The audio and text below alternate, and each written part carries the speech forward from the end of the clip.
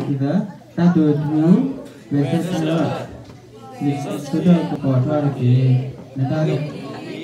kau heli doa jualan kau mana dulu ini saya sudah kusi semudah